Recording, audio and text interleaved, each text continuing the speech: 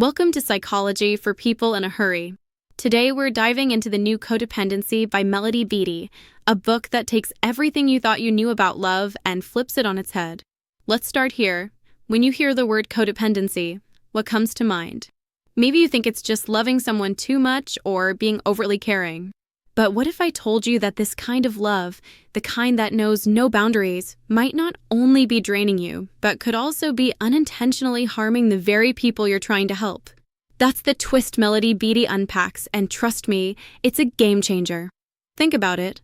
We've all grown up with this idea that love means sacrifice. That being selfless, giving everything you've got, and putting others first is the ultimate expression of care. But what happens when that giving turns into losing yourself?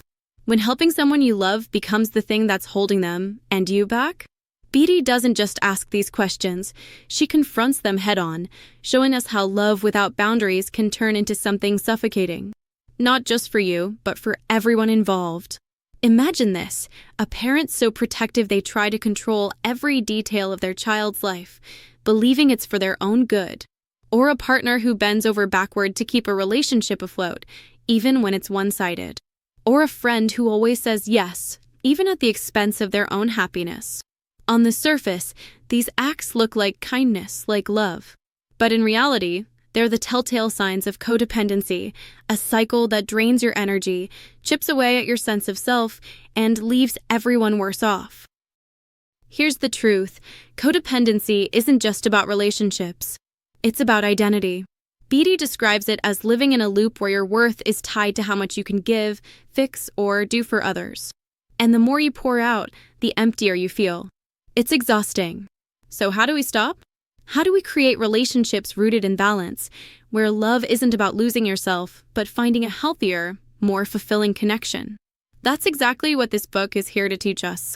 Beattie lays out the tools we need to break free, how to spot the warning signs of codependency, dig into its deeper roots, and, most importantly, reclaim your sense of self. But before we dive into the solutions, let's start where all great stories begin, with Beattie's own journey. Because her story? It's raw, it's real, and it's proof that breaking free is not only possible, it's transformative. Let's get started. Let's step into the extraordinary life of Beattie, a story so raw, so unfiltered, it practically redefines what it means to be resilient. Imagine this, a 12-year-old girl growing up in a chaotic and neglectful home, seeking comfort in stolen sips of alcohol. By 13, she wasn't just drinking, she was addicted. And yet, this same girl would go on to write a book that has transformed millions of lives. How does someone rise from such depths to become a beacon of hope for others? The answer lies in the twists and turns of Beattie's incredible journey.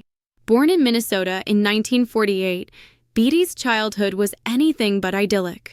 Her home life was riddled with dysfunction, her mother's love drowned out by liquor bottles, her father mostly absent. To cope, young Beattie turned to alcohol, a temporary escape from the pain that surrounded her. Yet, even as her personal life spiraled, her academic life thrived. She graduated as an honor student, a glimmer of the tenacity and brilliance that would one day fuel her work. By her 20s, the backdrop of the 1960s counterculture movement set the stage for a new chapter of rebellion. Alcohol gave way to drugs, and dreams of becoming a writer were replaced by bitterness and self-destruction. Beattie carried a deep resentment toward the world, rooted in her belief that if her own mother couldn't love her, why should she care about anything at all? But life has a way of forcing us to confront our pain, and for Beattie, that moment came at age 24, standing in a courtroom as a judge sentenced her to mandatory rehab. What followed was nothing short of cinematic. During her time in rehab, she experienced an epiphany. One day, lying on the lawn and staring at the sky as it turned a soft lavender, something shifted. For the first time, she felt the beauty of life. She realized that if she could harness her energy for healing instead of destruction, the possibilities were endless.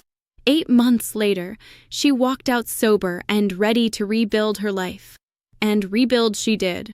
She began working at a treatment center where she met her future husband. Together, they built a family, a dream Melody had clung to through years of turmoil. But as life often reminds us, healing is never a straight path. Her husband's hidden alcoholism pulled her into another cycle of struggle, one she couldn't fix with sheer willpower. She found herself trapped once again, not in addiction this time, but in the endless effort to control everything and everyone around her. Her turning point came when she reluctantly joined a support group. At first, she resisted. But through those meetings, Melody realized something profound. She had replaced substances with an obsessive sense of responsibility for others. This awakening became the foundation for her groundbreaking work on codependency. Now, let's explore codependency, how it subtly influences our relationships and reshapes the way we connect. Beattie redefines it, showing how care and selflessness can quietly transform into control. Codependency isn't just about giving too much, it's about losing yourself in someone else's story, leaving both people trapped in an exhausting cycle. Imagine this. You're giving everything you've got to help someone, a partner, a friend, a child. You tell yourself it's love, it's care, it's responsibility. But over time, that love starts feeling like a weight. It's no longer uplifting, it's draining. That's the stealthy nature of codependency. It's not the act of caring that's the issue, it's the why behind it. Beattie lays it bare. Codependency happens when you're so tied to someone else's behavior that their problems become your problems, their happiness your mission, and their success, or failure, your personal measure of worth. You're not just helping, you're trying to fill an internal gap by managing their life. It's subtle, it's exhausting, and it's a cycle that leaves both people worse off. Take one of the most striking examples Beattie shares, a woman unable to let go of an ex-boyfriend years after the breakup. She wasn't hoping to reconcile, and she knew that obsessively checking his social media and calling him was unhealthy. But she kept doing it. Her words? "Unless I'm taking care of someone, I don't know who I am." That's the essence of codependency, losing your identity to someone else's story. Here's what makes it even more complex. Not all codependents come from backgrounds of trauma or insecurity, as Beattie did. Many grew up simply believing that love means selflessness, kindness, putting others first. And while those values sound noble, they can backfire when there's no balance, when living for others becomes a substitute for living for yourself. This is where the real trap lies. Codependency doesn't look like control. It feels like love. It feels like sacrifice. But when that sacrifice comes with strings, when resentment starts creeping in because your efforts aren't reciprocated, then it's not about love anymore. It's about control dressed up as care. Even Beattie fell into this pattern. She gave everything to try to fix her alcoholic husband. She micromanaged, she controlled, she overextended herself, believing she was helping. But instead, her efforts enabled him to stay stuck while leaving her emotionally drained. That's the devastating irony of codependency. The harder you try to fix things, the worse they get for everyone involved. And this isn't just about marriages. Think about the parent who plans every detail of their child's future, leaving no room for them to make mistakes or choices. Or the partner who sacrifices their happiness for someone who takes it for granted. Or the friend who always says yes, even when it costs them their own peace of mind. Codependency wears a mask of selflessness, but underneath, it's a cycle of frustration, depletion, and unspoken expectations. Here's the dangerous part. It often looks noble from the outside. The selfless giver is praised for their dedication, while the person being helped may feel suffocated by the weight of all that care. It's a dynamic that traps both people in a loop of dependence and exhaustion. So how do you break the cycle? How do you recognize when love has turned into control? And how do you rebuild relationships in a way that's healthy, balanced, and empowering for everyone involved?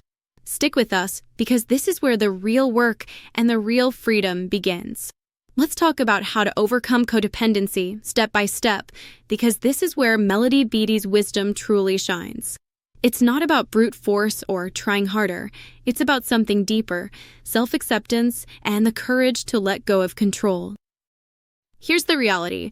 Trying to control everything is exhausting, and it's an illusion. Life isn't something we can micromanage, no matter how hard we try. Codependency thrives on that illusion.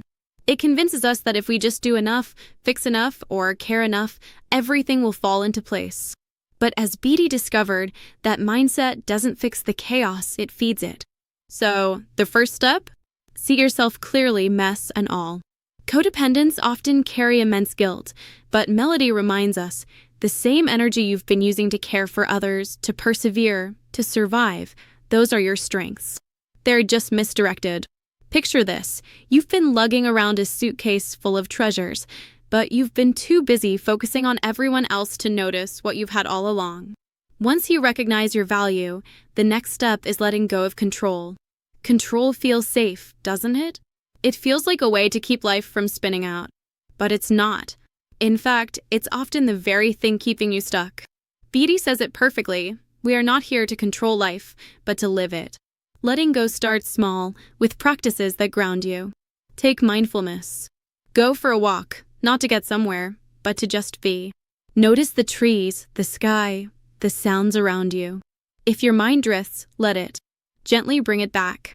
Practices like meditation, journaling, or even just pausing to take deep breaths can help you reconnect with emotions you've been ignoring for far too long.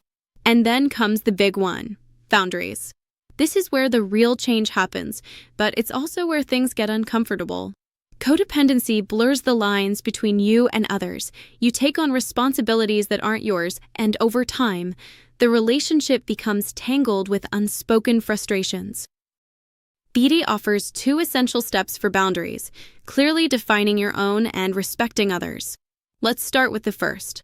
If you've been avoiding conflict or trying to please everyone, this might feel daunting. But setting boundaries isn't about being confrontational, it's about being honest. What's okay for you? What's not? Where does your responsibility end? And how will you respond if your boundaries are crossed? If you're unsure where to start, here's a tip from Beattie. Write it down. Define your boundaries in detail, what you'll tolerate, what you won't, and what actions you'll take if they're ignored. Remember, boundaries aren't about controlling others. They're about protecting your own well-being. Instead of saying, "You can't do this, try. If this continues, I'll need to step away." It's not a threat, it's self-respect. Sticking to boundaries is where the work gets real. People will test them, it's human nature. But when that happens, follow through with what you've outlined. Consistency not only reinforces your boundaries, but it also builds trust and respect in your relationships. Now let's flip it. Respecting others' boundaries is equally important, and for codependents, this can be challenging. When someone says no, how do you react? If you feel hurt or frustrated, ask yourself, was I making a request, or was I expecting a yes? Respecting boundaries means honoring someone else's autonomy, even when it's uncomfortable. Practice this response. Thank you for sharing your boundaries. I'll respect them. It might sting, but it's a step toward healthier, more balanced relationships. Here's the bottom line. Boundaries aren't walls, they're bridges. They create space for love, connection, and growth without losing yourself in the process. And when you start setting and respecting boundaries, you're not just improving your relationships, you're reclaiming your life. And that brings us to the end of today's deep dive into the new Codependency by Melody Beattie. Let's take a moment to reflect on what we've uncovered together. This book isn't just a guide, it's a wake-up call. It challenges us to redefine what love, care, and connection should look like. It's not about losing ourselves in the service of others or pouring from an empty cup. It's about balance. It's about the courage to set boundaries and the wisdom to know that true love doesn't demand sacrifice. It thrives on mutual respect and self-care. Codependency may thrive in the shadows of unspoken fears and unexamined patterns, but Melody Beattie shows us that self-awareness can be the light that breaks the cycle. The journey isn't about fixing everything all at once. It's about progress, choosing, day by day, to show up for yourself as much as you show up for others. So here's your takeaway. Where might codependency be quietly shaping your life? Are you giving too much, holding on too tightly, or putting your own needs last? Take a moment to reflect and think about one small step you can take today, whether it's setting a boundary, saying no, or simply reconnecting with yourself. Your journey to healthier relationships starts with one question. What does taking care of you look like? Share your thoughts in the comments. I'd love to hear your perspective. If this video gave you a new way to think about love and self-worth, hit like and subscribe for more insights that help you live authentically. Remember, every step you take toward yourself is a step toward the life you deserve. You've got this.